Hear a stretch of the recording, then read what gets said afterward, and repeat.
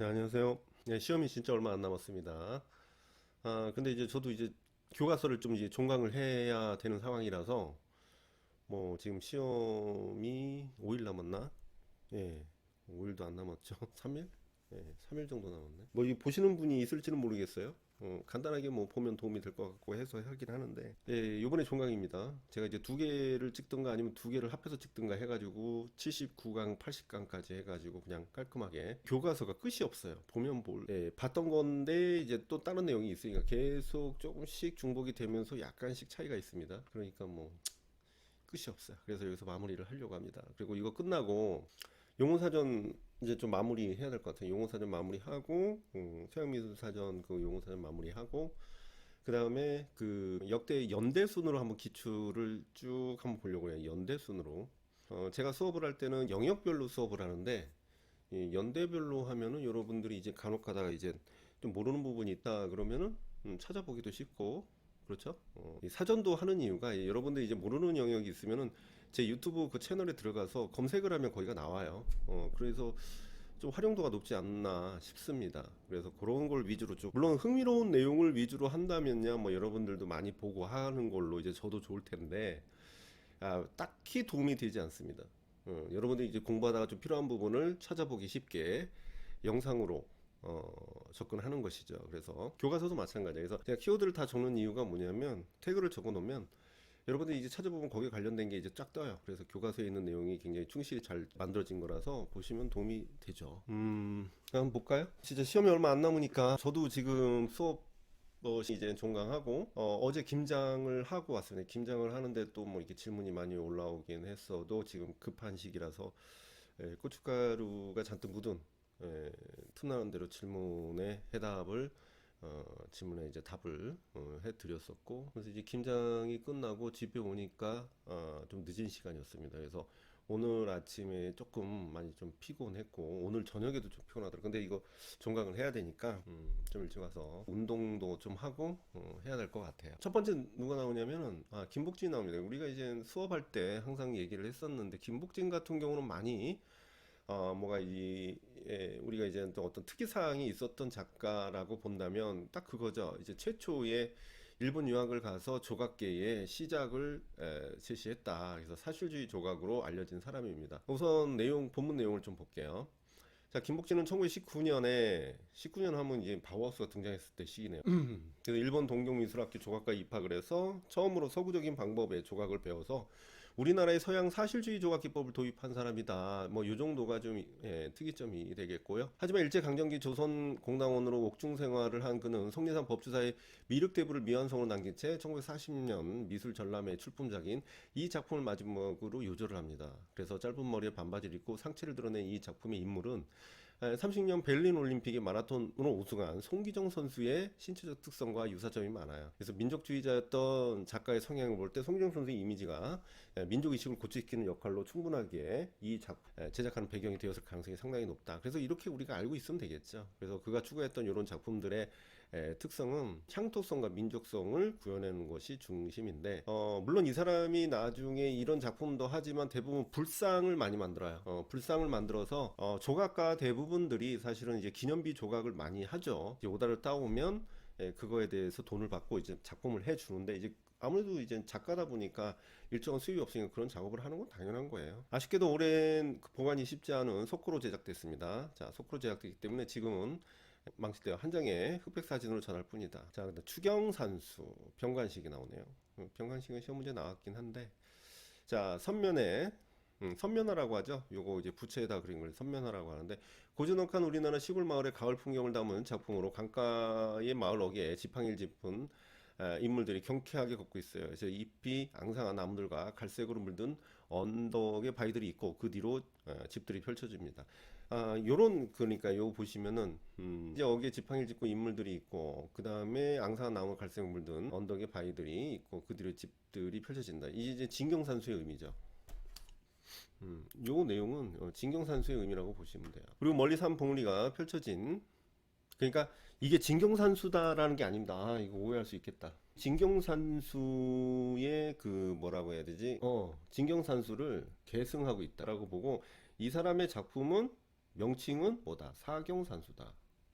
사경산수다. 요게 중심입니다. 요게. 오해할 수 있어. 사경산수. 그리고 멀리 뒷산에 봉우리가 펼쳐지고 짙은 목과 거친 필선의 정묵법을 많이 사용합니다. 이 사람 작품에는 정묵법을 사용하고 중한 느낌 표현했고 외조부가 조선의 황원 조석진이었던 병가. 오, 그 유명한 조석진이 외조부였어요. 그래서 서화미술협회에서 전통적인 기법을 배워 가업인 그림을 그리기 시작했다. 눈앞에 실제 풍경을 담은 산수화를 자 요거를 뭐라고 해요? 요거를 실제 풍경을 요거를 사경산수다 이렇게 얘기를 하죠. 그래서 그는 18세기 경제 정선을 따르고 있는데 그것은 뭐다? 정선을 따르고 있다. 그 진경산수를 따르고 있다. 이게 나오죠. 자신의 개성과 우리 사나에 어울리는 기법을 찾아 발전시켰습니다. 그래서 서화협회, 한국의 최초의 미술단체, 11년 윤영기에 의해 설립된 우리나라 최초의 미술교육회가 있던 서화미술회와 김규진 등에 의해 설립된 서화연구회를 기반으로 8년에 창립됐고요. 취지는 중국 화풍의 모방에서 벗어나 우리나라의 민족의 주체성을 지닌 미술의 필요성을 깨닫는 것이다. 아무래도 뭐 일본의 나라를 빼앗긴 상태였고 그러므로 그런 게 더 필요했었던 거죠. 당대 저명한 서화가들의 민족미술가였던 조석진, 안중시가 고이동이 주도하는 백남준입니다. 백남준 정보 초고속도로 자르고 영상미술. 자, 백남준이고요. 정보 초고속도로. 자, 비디오 아트 창시자인 백남준은 13년 제작된 비디오 테이프 글로벌 그루브. 자, 요게 이게 유명하죠. 그래서 비디오 개척 시대, 전성기 시대였다라고 볼 수 있어요. 엄밀히 따지면 이제 3기에 들어가겠죠.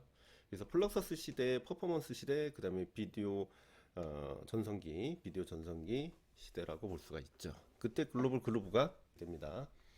이 글로벌 그루브의 그 비디오 테이프 작업이라는 건 그전에는 모니터 상의 어떤 의미만 이제 설치를 했다면 그 모니터 안에서 나오는 영상물을 우리가 이제 영상물 그래서 비디오 콜라주라고 하죠. 그래서 그것을 촬영을 해서 재구성해서 할 수 있었던 시기가 이때 시기라고 볼 수가 있어요. 그래서 유명한 거죠. 그래서 이미 전자문화에 대한 지구촌 정보의 교환과 소통과 소통의 장치 시대로 예고를 했고요. 소통 장치는 지구촌 전역을 광 케이블로 연결하는 전자정보 장치를 지칭한 것이고요. 정보 교환은 텔레비전이나 그다음에 인공위성을 통해서 인류가 하나의 됨을 예고하는 것입니다. 그는 당시 글로벌 그룹의 의미를 설명하는 글에서 새로운 정보 초고속도로는 대륙적 인공위성뿐만 아니라 광섬에 의해서 강력한 정성망으로 작동되는 텔레콤 네트워크라고 보고 그 레이저빔과 광섬에 의해 구축될 것이다라고 하면서 얘기를 하고 있습니다. 이 작품은 정보와 참여를 주제로 하고 있다. 이거 주제니까 이렇게 체크해놓고 그가 예고한 초고속도의 그 전자문화를 비디오 아트를 형성한 것이고 정보화된 기술과 인간화된 예술을 표현한 것이다. 그래서 정보의 초고속도로는 전자문화이기도 하지만 한편으로는 인간을 위한 소통의 문화이기도 하다 이렇게 얘기를 할 수가 있어요. 그 다음에 뭐가 나오나 도자기가 나오네요. 이제 초국이 청자식이 그 다음에 순청자식이 원래 상감 청자식이 원래는 순청자 상감 세택이 뭐 이렇게까지 구분하는데 요걸 뭐 수업 때 한번 했던 것 같고요. 고려 청자의 변청 과정은 보통 사기로 구분하는데 초기 청자는 햇물이 굽에 밖으로 퍼진 모양의 접시가 많고 녹갈색이나 황갈색이 많습니다. 그리고 순청자 시기는 비색이라고 불리는 유학 색깔의 모양이 다른 청자를 주로 이제는 우리가 이제 그 상감 이전에 그런 전체적인 모양을 중심으로 모각을 해서 만들었다라는 게 많죠. 상감 청자 시기에는 나전칠기 기법을 적용한 상감 청자. 쇠퇴기에는 몽골의 침입으로 국력이 약화됨에 따라 산만한 구도의 상감 청자가 청록색을 띤 청자를 제작했는데 우리나라에 이렇게 테두리가 돼 있는 건 우리나라의 양식이 아니에요. 자, 여기 몽골 진입이 외부의 세력에 의해서 영향을 좀 많이 받은 것 같은 느낌이 많이 들죠. 요 아가리 부분에 테두리 있고 여기 바닥에 테두리 있고 그다음에 요 문양에 테두리 있는 거 이거는 중국의 영향이 굉장히 다분한데요.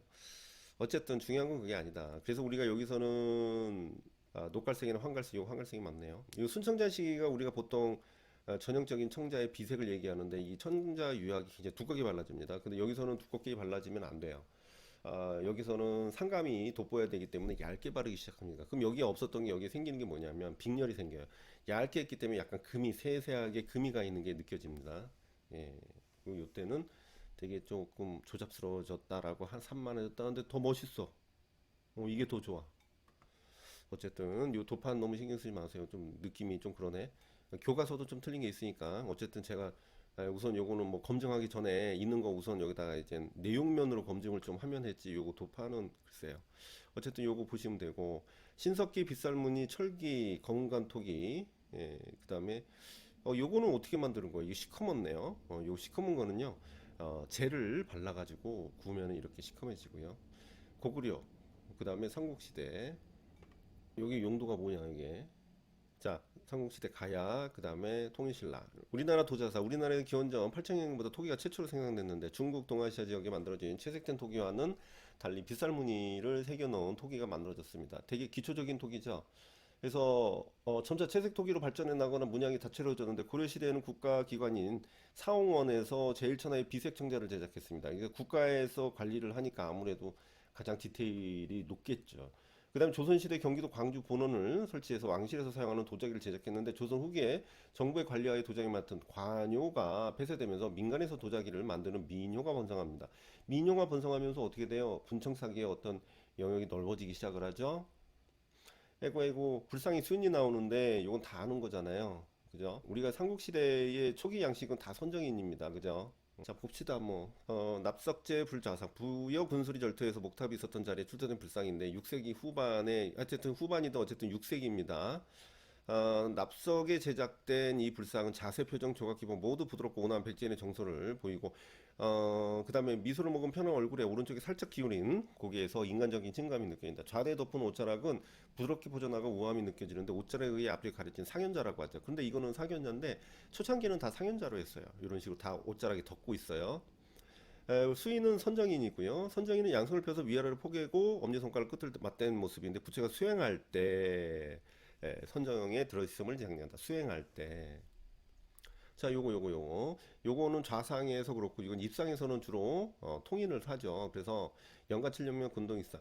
요거. 자, 연간 7년명 금동열의 입상인데 요 수인은 시무웨인 영혼인 그걸 통인이라고 하는데 요거 잠깐 요거 보니까 생각나는데 여기 보시면은 얘 지금 요거는 볼 거 없어. 얘는 뭐 요런 특징 다 얘기했었고 뾰족뾰족한 거 뭐 이런 거 다 얘기했는데 지금 여기 두 상을 보세요. 두 상에 보면은 여기 보면은 곱슬곱슬이죠. 이걸 나발이라고 합니다. 근데 그거 보세요. 북이 양식의 불상들 보면은 이 나발하고 그다음에 요게 뼈가 이렇게 튀어나온 걸 지혜를 상징하는 이제 육계가 나타납니다. 근데 육계가 나타나는데 보세요.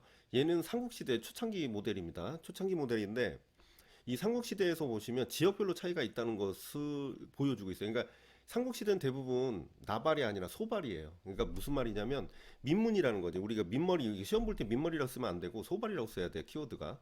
근데 이제 민머리인데 얘는 나발이라니까 나발도 있고 소발도 있어요. 근데 대체적으로 왜 통일신라 가서 나발이 나타나고 왜 삼국시대에서는 소발이었 이런 식으로 크게 얘기하는데 분명 나발도 있고 육계도 있고 육계는 원래 있고 이제 통일신라 가면서 약간 뭉뚱해지고 뭐 그러지는 건 있는데 문제는 뭐냐면 이 나발 자체가 이 고구려 시대에서 이제 백제, 신라 이렇게 가잖아요. 이 백제로 가려면 뭘 많이 쓰면 보관을 많이 해요. 우리가 이제 그 머리에다가 보관 장식으로 많이 하게 됩니다. 그 보관 장식이 이제 뭐 7세기에 그게 많아지긴 하는데 그러다 보니까 이제 나발보다는 이제 보관이 많고 그 다음에 민머리가 좀 생기죠. 이게 신라 시대로 가도 그래요.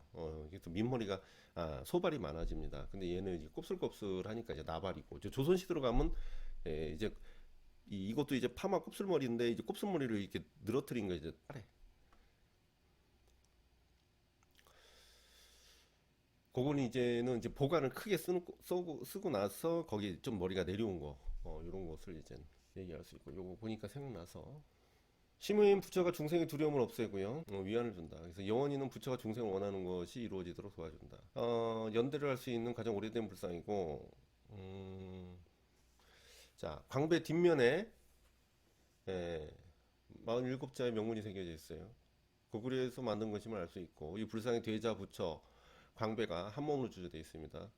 불상의 수위는 삼국시대 열애에 표현되는 통용되는 시문예인 외인 영혼인 통인이다. 즉 오른손 바닥을 올려 올리고 두려움을 없애준다. 이건 아까 했고 그 다음에 여기서 보면 살이 오른 갸름한 얼굴에 두꺼운 옷자락 그래서 얘네들은 북이양식 옷자락이 굵습니다. 깊어요. 삼국시대로 이제 7세기부터 강하게 되면 이제 윤곽이 더 볼륨이 살아나죠. 이루어지면서 내려와 양옆에 지느러미처럼 퍼진 모습이 이제 북이항식 겁니다. 여기다가 이제는 북위로 가면 이제 동위로 가게 되잖아요. 이제 동위로 가게 되면 약간 얼굴이 두리뭉실해요. 뭐 크게 차이는 없는데 우리나라에서 동이항식이 있긴 합니다. 근데 그냥 보통 북이항식이라고 해요. 하지만 좌우대칭을 피하며 말려 올라간 오른쪽 옷자락 끝. 근데 여기서 그 좌우대칭을 피한다라고 하는데 이건 오해 소지가 커요. 얘 불상은요, 그냥 좌우 대칭으로 봅니다. 보통 좌우 대칭으로 봐요. 그 다음에 예리한 옷줄은 부풀어 오른 연화되자 힘차는 음각선으로 이 불꽃문이라고 하면 안 됩니다. 화문이라고 해야 돼요. 이 미술 용어를 사용해줘야 돼요. 석굴암 분주불은 향마촉진이죠. 부처가 모든 유혹을 뿌리치고 깨달음에 이르는 순간을 상징하고. 자, 여기서 이제 보는 것은 뭐냐? 자, 얼굴과 어깨를 드러낸 편단 우견이고, 이렇게 옷줄은 불상의 전체 옷좀 전체에 생동감을 주고 깊은 명성에 잠긴 듯 그 가늘게 뜬 눈과 엷은 미소를 띤 붉은 붉은 입술? 뭐 색도 안 칠해졌는데 붉은 입술이라고 이거 오버 아니야? 풍만한 얼굴에 돌을 깨우칠 때 찾아오는 고요한 범열이 서려져 있습니다. 수인은 향말속진이고요. 부채가 깨달음이 있는 순간 요거 아까 했고 그래서 마귀를 항복시키고자 선정의 상태에서 오른손을 풀어 검지로 땅을 가리키는 모습이다. 결과부자 자상에만 취하고 있고요. 입상이나 와상에서는 볼 수가 없습니다. 이 본전부는 신성함과 인간미가 결합된 이상적인 그 통신라 불교 미술을 보여주고 있고요. 요거는 이제 저기다 직원인 자 철조 비로자납을 좌상입니다. 이 철조죠. 철에 도금했습니다. 여기서 보면은 그쵸 통일신라 말기입니다. 자, 이 중생과 부처 미혹함과 깨달음을 원래 하나라는 뜻이고 여기서 보시면 지금은 대자와 강배를 잃고 불신만 남아 있는데 비로자나 불상은 부처가 설법한 진리가 태양처럼 우주에 가득 비추는 것을 형상한 것인데 비로자나불은 노사나불로 불교의 진리 자체를 상징하는 법신불이라고도 합니다. 그 다음에 여기 볼게요. 이 불상은 톤실러 전성기의 불상에 비해 인체 비례가 맞지 않는데 후기라서 그래요. 몸에 비해 머리가 큰 편이고 직원인의 수인을 하고 있는 손은 지나치게 작은 반면 발은 지나치게 크게 조각됐대요. 비례가 좀 틀리죠. 직원인은 비로자나불의 수인으로 인생 모든 지혜를 감싸는 것을 상징하고 두 팔을 앞에 모으고 왼손에 검지를 곧게 세워 이를 오른손으로 감싸면서 오른쪽 엄지가 왼손 검지와 맞닿는 모습이죠. 요거만 보시면 자, 그다음에 문수다 금동 아미타불 좌상입니다. 이제 고려 시대 건데요. 자, 아미타 구품입니다. 이것까지는 뭐 물어보진 않을 것 같긴 한데 선정인에서 약간 병된 곳으로 아미타불이 취합니다. 중생의 성품을 9등급으로 나눠서 설법하여 구제함으로 9개의 구품이 누로되죠. 그래서 금동 그 아미타불 좌상 그러니까 이걸 안 물어보는 게 아니라 요거는 사실은 이 손가락 위치에 따라 이게 이제 달라지는데 그것까지는 안 물어보겠다 이거죠. 이제 아미타 구품이라고 보통 합니다. 근데 이제 여기에서 보시면 여기서 아미타불 좌상인데 수인은 아미타 열의 구품인 중에 이 안에서도 중품 중생을 하고 있는 거죠. 그래서 아미타 열의 구품인은 극락에 완성하는 중생을 상품 상생에서 하품 하생까지 구품으로 나눴다. 그래서 이제 우리가 구품 안에 어떤 거 해당되냐 이거 물어보기가 조금 너무 심하죠. 이거는. 품의 표시는 엄지가 어느 손가락에 맞닿았느냐, 그죠? 그래서 이게 어느 손가락, 엄지하고 요거 이제 네 손가락이 어느 부분에 맞닿고 있느냐, 이제 그렇게 보는 거죠. 손가락이 검지와 맞닿으면 상품, 중지와 맞닿으면 중품, 약지와 맞닿으면 하품으로 합니다. 또 그 안에서도 생의 표시는 자세로 결정되는데 상생은 선정인, 중생은 설법인, 하생은 내영인으로 구분돼요. 이 불상은 가름한 얼굴에 가늘고 조용한 눈, 오똑한 콧날, 미소를 띤 단아한 작은 입의 이목구비 형태가 단정하며 머리와 신체 비례도 적당하다. 결과부자는 길상자. 요것도 결과부자라고 보통 얘기하는데 이 안에서 또 길상자라고 구분하고 있죠. 먼저 왼쪽 발로 오른쪽 정강이를 누르고 다음에 오른쪽 발로 왼쪽 건강을 누르고 있는 자세 해가지고 요거 자세를 했긴 했는데 보통이 이제 결과부자라고 하죠. 근데 뭐 이거를 만약에 길상자냐 뭐 물어보려면 요거 자체로 이제 따로 구분해서 물어봐야 되겠죠. 자, 그 다음에 서양미술 탐험기. 그래서 탐험하기. 자, 들라크루아가 나오네요. 근데 여기서 좀 많이 뺐습니다. 많이 했던 건 좀 뺐어요. 그래서 낭만주의는 뭐, 들라크루아.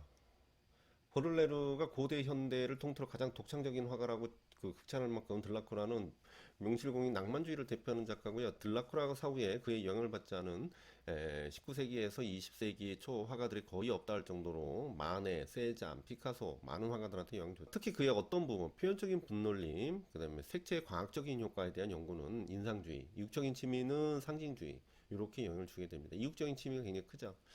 이 작품 프랑스 7월 혁명입니다. 그래서 작품 가운데에 있는 여성 인물을 정점으로 고전적이고 안정적인 삼각형 구도를 취하고 있고요. 그러나 인물들의 움직임이 역동적이며 색채는 되게 열정적입니다. 그래서 낭만주의의 특성을 보이고 있죠. 그래서 특히 고전 미술에 나타났던 아름답고 우아한 여성의 모습 대신에 가슴을 풀어헤친 건강하고 힘찬 여인의 모습은 당시 혁명을 진취적으로 이끌었던 시민 계급을 대변하고요. 한편 모자를 쓴 부르주아 남성과 젊은 노동자 및 하층 계급의 소년 인물은 당시 혁명 과정에서 모든 이들 함께 희생을 감수했음을 나타내고 있습니다. 자, 그렇게 볼 수가 있고, 그 다음에 자연주의 밀레가 나오죠. 추수 중에 휴식. 밀레 보시면 밀레는 프랑스 바르비종파의 주도적인 인물로 알려졌지만 다른 바르비종 화가들과는 달리 풍경보다 소박하고 경건한 삶을 사는 농민들의 모습을 주로 그렸습니다.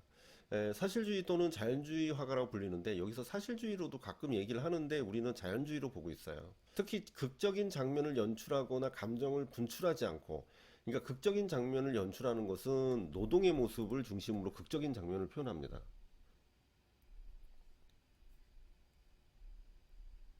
노동의 표현을 그렇게 하고요.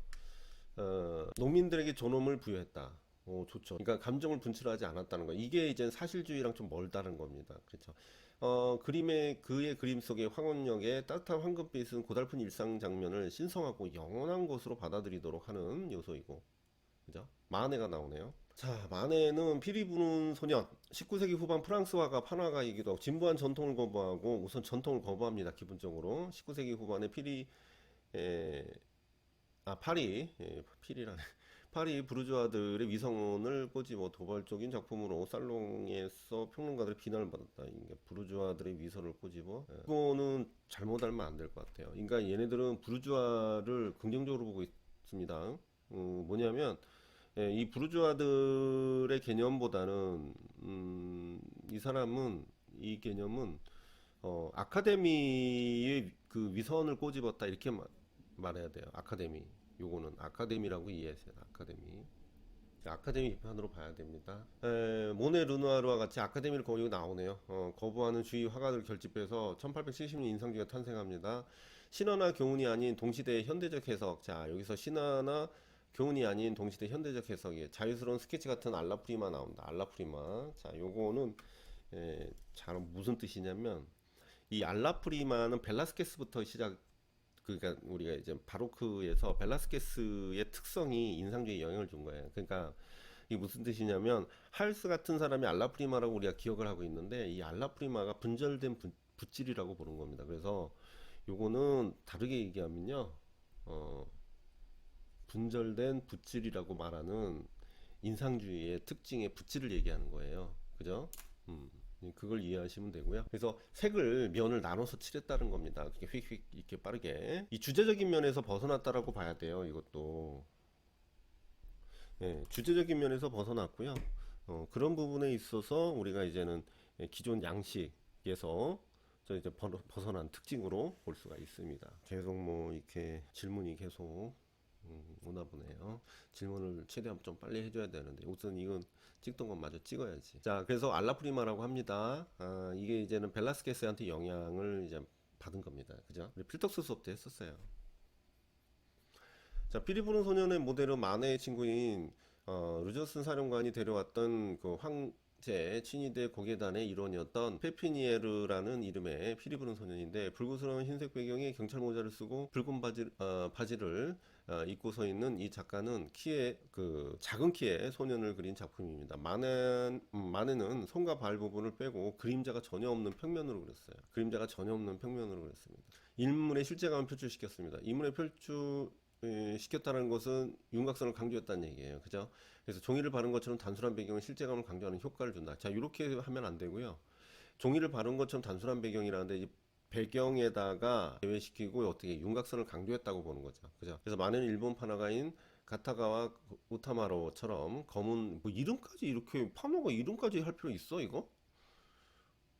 응? 아니 기타가와 우타마로 이 사람이 중요한 사람이야 이게? 참, 그냥 우kyu에 영향 받았다고 하면 되지. 그지 않아요? 자, 검은색, 붉은색, 흰색 색조로 일본의 실루엣을 처리했는데 인물의 인물의 실루엣을 처리했는데 이러한 기법은 1865년 마드리드의 그 프라도 미술관을 방문했을 때 벨라스케스 여기 벨라스케스 나오네요. 작품을 모사하면서 배웠다는 사실이 만의 편지에서 밝혀졌어요. 그래서 알라프리마가 그래서 중요합니다. 이거 알라프리마. 자 모네 어, 수련 연장인데 모네는 19세기 후반에 프랑스 인상주의 대표로 화가인데 그 형태를 중시하던 관습에서 벗어났다. 이 사람 우선 형태가 안 나오잖아 잘. 그래서 눈에 비친 신선한 빛을 포착하기 위해서 캠퍼스를 야외로 들고 나가서 그림을 그렸던 외강파고요. 1874년에 인상주의 그 전에 출처했던 인상의 해돋이 비평가로서 조롱을 받아 인상주의라는 이름을 붙여지게 된 계기가 됐는데 즉흥적인 감정을 담은 순수한 색채는 유럽과 미국의 19세기 후반의 미술에 큰 영향을 끼쳤대요. 그러니까 즉흥적인 감정을 담은 순수한 색채라는 것은 이 감정적으로 표현한 건 아닙니다. 이거 무슨 말인지 아시겠죠? 이 사람은 변화하는 빛을 표현하려는 것이지 감정이 아니에요. 그러니까 이게 틀린 말은 아닌데 이 즉흥적인 감정이라는 게 빛에 대한 감정 뭐 이렇게 해서 좀 포괄적으로 쓴 건데 이건 만약에 답안으로 쓸 때 이 감정이란 말이 있어서는 안 되거든. 얘네들은 감정을 표현하는 애는 일도 없어요. 일본, 중국, 한국 같은 아시아로 전파됐고요. 특히 대상의 형태가 사라진 말년의 수련 연장은 20세기 추상 미술의 선구적인 그쵸 전면 균질의 어떤 특성을 보이기 시작을 하죠. 신인상주의, 고전적인 형태와 엄격한 구도, 그 다음에 원근법 이런 것들을 다시 갖고 옵니다. 얘네들이 왜냐하면 얘네가 형태를 없애버렸거든요. 그래서 다시 갖고 와요. 시브렐 색채 이론은 뭐 얘네들도 있고 다 있는데 얘네를 또 그냥 시브렐 색채 이론을 엄격하게 제시를 합니다. 그래서 커다란 캠퍼스의 무수한 색점 병지시켜서 전면법의 특징이다.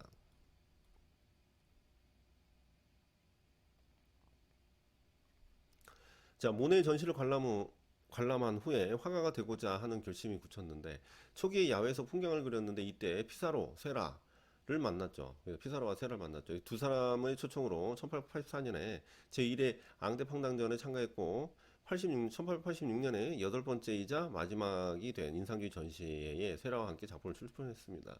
이 전시를 본 미술평가 페네용이 이들의 작품을 신인상주의라고 정의를 합니다. 그래서 시냐크는 빛과 색채에 대한 탐구를 더 명확히 드러내기 위해서 색채 광선을 다루는 화가들이라 칭하면서 전묘주의를 발전시켰고요. 시냐크는 아방가르드 그룹 20인회가 주최한 브뤼셀 전시회에 세라와 함께 참가를 했대요. 그러면서 후기 인상주의 방고흐. 자, 방고흐는 19세기 후반 프랑스에서 활동했던 네덜란드 출신의 화가인데요. 그러니까 지금 보시다시피 인상주의 애들이고요. 그 다음에 시인상주의고요. 후기인상주의에는 감정을 표현하기 시작해요. 감정. 그래서 대중이 인정받지 못한 불안 화가로 전형이 된 그의 삶은 그 동생 테오와 주고받았던 편지를 통해 알 수가 있대요. 후기 인상주는 인상주를 계승하고 20세기 현대미술에 중요한 영향을 끼친 세 명의 미술가 주도합니다. 세잔의 견고한 형태를 추구는 입체주의에 영향을 주게 되고 고갱의 원시적인 생명력은 야수파에 방고흐 얘의 불안한 내면 표현은 표현주의에 영향을 주게 되죠. 그것만 봐도 되겠네. 자, 세잔. 현대미술의 출발에 중요한 역할을 한 19세기 후반의 프랑스 화가인데 이 사람은 중요했던 건 뭐냐? 인상파를 탄생시키는 계기를 마련하죠. 그래서 인상주의 화가들과 달리 자연의 빛과 시간에 따라 시각과 변화하는 일시적인 현상이 아니라 박물관의 그림처럼 견고한 질서를 가진 구조로 파악하고자 했습니다. 그래서 생전에 그의 그림은 대중과 비평가로부터 외면당했으나 말년의 사후에는 죽은 후에 자연과 대결하는 진실한 화가라는 명성을 얻어 후기 인상주의 중심 화가가 됐는데 글쎄요 과연 죽은 후에 의미가 있을까요? 20세기 초에 그는 입체주의와 같은 형적인 미술가의 모델로 자리 잡았고 그다음에 고향에 직거하면서 레스타크와 그 생비토하르산을 지배할 만큼이나 반복적으로 그리면서 차츰 원근법과 사실적인 재현에서 벗어나기 시작합니다. 그래서 대상을 분해해서 재구성했다. 뭐 그런 게 제일 크죠. 자, 여기서 이제는 후기 인상주의 이제 고갱 작품이 나오는데 그림을 눈에 보이는 대상의 재현이 아니라 색채의 평평한 구성으로 파악하는 종합주의를 색채의 평평한 구성으로 파악하는 종합주의를 주장하면서 내면의 감정과 주관을 중시하고 위스만과 같이 상징주의 문학가들의 환영을 받았다. 야수파로 가게 되죠. 야수파 마티스. 평면적인 그림의 대표적인 작품이고 색채의 자율성을 준 작가입니다. 피카소와 더불어 국제적인 명성을 얻었던 현대미술의 가장 중요한 예술가중 한 사람인데 야수의 중심 인물이고요. 피카소와 달리 늦게 미술을 시작했지만 선의 구사나 색채의 감각적이고 아름다운 연출에 있어서 매우 뛰어난 재능을 보였어요. 마티스는 특히 색채의 고유한 표현성을 강조하면서 직접 조술한 이론서, 회화에 관한 단상 요거도 나올 수 있어요. 여기서 이를 회화의 가장 중점적인 요인이라고 강조했고 선적인 윤곽선에도 자율적인 표현성을 담아서 색채와 마찬가지로 감각적인 장식성을 표현했다. 여기서 중요한 건 장식성이죠. 색채와 선의 장식적인 결합은 생면으로 표현된 양식화된 인물 이미지와 부드러운 색채의 꽃무늬 아라베스크 무늬로 이루어진 형식으로 나타납니다. 자, 이건 볼게 되면 되고 표현주의가 나오네요. 자, 표현주의는 신중물주의 같은 경우는 얘네들을 이제 각자의 그 내면을 중심으로 표현하는 것을 비판을 하고 사회적인 요인을 거부했다라는 것을 비판을 합니다. 근데 이제 그게 특징이죠, 이 사람들, 표현주의는. 어린 시절 겪었던 어머니와 누나의 죽음은 뭉크에게 심리적 상처를 남겼는데 그는 그 사랑과 고통, 불안, 고독 같은 인간의 감정을 이런 감정을 느끼는 거예요. 사랑과 고통, 불안, 고독 이런 인간의 이런 감정을 왜곡된 형태와 강렬한 색채, 극적인 구성 이렇게 표현하죠. 그래서 반고와 입색이 표현주의 미술의 선구자로 인정받고요. 자, 여기서 좀 볼게요. 여기 보시면 인습에 얽매이지 않는 뭉크만의 반자연주의적 태도와 개성적인 화풍은 예술 표현의 자유에 대한 논쟁을 불러일으켜 1899년 베를린 분리파가 결성되기 시작합니다. 그러니까 요거가 중요한데 우리가 이제 디자인으로 넘어가는 부분이 이게 이제 분리파를 주로 디자인에서 많이 다루죠. 근데 이 분리파가 말이죠. 이 표현주의적인 요소에 해당하는 뭉크의 그림을 가지고 논쟁이 일어났을 때 여기에 영향을 주게 됩니다. 그래서 분리파가 결성되는 계기를 마련하는 것도 되게 중요한 요인으로 볼 수가 있어요. 그래서 절규, 질투, 사춘기 등의 작품을 죽음의 공포, 불안, 신경증의 증상도 극도로 왜곡된 선과 불쾌한 색으로 강렬하게 불쾌한 색이란 말은 쓸 필요 없을 것 같아. 이거는 여러분들이 쓸 만한 내용이 아니에요. 그래서 그럼 이런 것 같은 경우는 강렬한 색채로 바꾸세요. 그게 나을 것 같아요. 자, 피카소의 우는 여인. 이 작품 자체도 기존에 있는 분석적 입체주의의 기준에서 그래서 표현됐다고 보시면 되는데 여기 보시면 변화무쌍하고 다양한 작업 양식, 다원적인 복수적 양식 사용, 그것은 결국 다시점의 분해해서 재구성하는 방식을 얘기하는 것이고요. 마르지 않는 독창성으로 인해 20세기 대표하는 작가로 평가가 됩니다. 자, 우는 여인은 에스파냐 내란을 주제도 물어볼 수 있겠죠? 전쟁의 비극성을 표현했던 피카소의 대표작 게르니카의 습작에서 시작되는 부분이고요. 피카소는 이 주제를 매료되어 게르니카를 완성 후에도 이런 점의 작품을 제작을 했습니다. 거기에 연장선이라고 보시면 되겠네요. 전쟁의 비극을 통한 여인의 슬픔을 상징한 이 작품은 피카소는 울고 있는 여인의 얼굴을 입체적으로 분해해서 재구성하는 요소이기 때문에 그것은 결국 이제 데콤포즈의 방식으로 표현을 했다. 그냥 그렇게 하시면 될 것 같아요. 그 다음에 다다. 이건 뭐 자전거 바퀴인데 이제 키렉트 아트이기도 합니다. 뒤샹과 반미술. 뒤샹은 제1차 세계대전에 반발했던 1910년대 일어난 반미술적인 운동인 다다의 핵심적인 인물인데 전통 미술의 기존에 없었던 것을 새롭게 창조하는 행위에 주안점을 두었지만은 이게 창조에 주안점이 있었다는 것이죠. 근데 뒤샹이 고안한 레드메이드 개념에서는 예술가가 이미 존재하는 물체를 발견한다라는 것이죠. 그래서 물체를 발견하고 선택하는 행위 자체의 중요성을 강조했는데 그것은 결국 기존의 창조 행위에 대한 미술적인 개념이라고 보시면 돼요. 이에 따라 듀샹은 아이디로서의 미술을 주창을 하고 그래서 미술에 대한 새로운 지평을 연 개념 미술에 영향을 주게 되는 것이죠. 한편 반미술이라는 용어는 듀샹의 레드메이드를 비롯한 다대의 다양한 활동과 관련되어서 사용된 이래 그 의미를 점점 확장을 하면서 그 이의 특성으로 확장이 되는 것이죠. 그래서 반미술적 작품을 통해서 작가는 미술 시장과 같은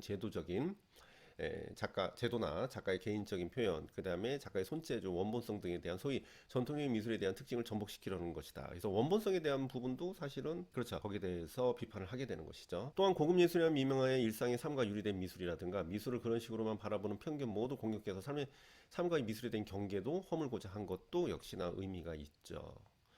완전한 반미술의 실현은 근본적으로 불가능한데 이를 반미술적인 작품들은 모두 시간이 지나면서 미술계로 편입돼가지고 오히려 미술의 개념을 확장시켰는데 그건 뭐냐면 반미술로 표현하는 것을 반미술이었지만은 그 방식이 미술로서 계속 확장되고 있었다는 것입니다. 자, 다다 만레이가 있고요. 그 다음에 초현실주의 미로가 나오네요. 자, 초현실주의 나오는데 다다 정신과 인간의 무의식 꿈 뭐 이런 이 정신분석학적인 영향을 분석하기 영향을 받아서 자동기술법, 프로타주, 대페이지망 등의 기법들을 사용을 했는데 자 마그리트 보시면은 촌실주의 작가로 전혀 다른 맥락의 두 사물을 한데 결합 그래서 대페이지망 나오네요. 그 나머지는 뭐 딱히 그다음에 추상표현주의 나오네. 데쿠닝이 나오는데 네덜란드 출신의 미국 추상표현주의 화가이자 뉴욕의 화파 일원으로 주로 인물의 형상이나 유기체적인 형태의 추상회화를 제작했는데 인물의 형상이라는 것 자체가 기존의 추상표현주의에서는 형상이 존재하지 않아요. 근데 여기서는 형상이 존재합니다.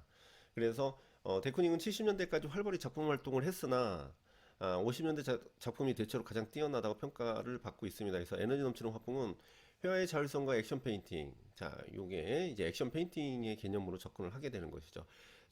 그래서 액션 페인팅의 중요성을 강조하는 추상표현주의 이념과 맞다. 추상표현주의 비공식 리더로서 이름이 알려졌고, 그러나 다른 추상표현주의 작가들의 형상을 제거할 때도 여전히 데크닝은 구상 요소를 선호를 했다는 거죠. 그래서 여인의 연장은 괴기하게 표현된 여성의 이미지로 대중에 큰 충격을 줬다. 당대 비평가나 엇갈린 평가 속에서 데크닝 원작은 수백여 점이 모자랄 정도로 인기가 높았다고 볼 수가 있죠. 자, 바자렐리 나오는데 요거는 요것만 보면 될 것 같아요. 1954년에 파리 드니즈네 갤러리에서 열린 키넥트 아트의 전시 움직임을 주도하면서 황색 선언문이라고 불리는 전시 서문을 발표했는데 이 글에서 키넥트 아트를 이제 미래주의, 구성주의, 바우하우스, 뒤샹 등의 미술사와 연결시켰는데 그 관점에서 따라 시각적 환영이 다르게 생성되는 시각적 동력학을 새로운 미술 모토로 지정했어요. 그래서 시각적 동력학이라는 거 자체가 이제 착시로 인해서 대상이 움직임의 어떤 요인으로 접근을 하게 되는 건데 이 바잘리 작품의 이 오바트는 전부 키네틱 아트로 들어갑니다. 그래서 그 개념을 좀 아셔야 되겠죠. 자, 여기까지입니다. 여기까지 하고 바로 마무리를 해야 될 것 같아요. 자, 그래서 요 79강은 여기까지 하겠습니다. 감사합니다.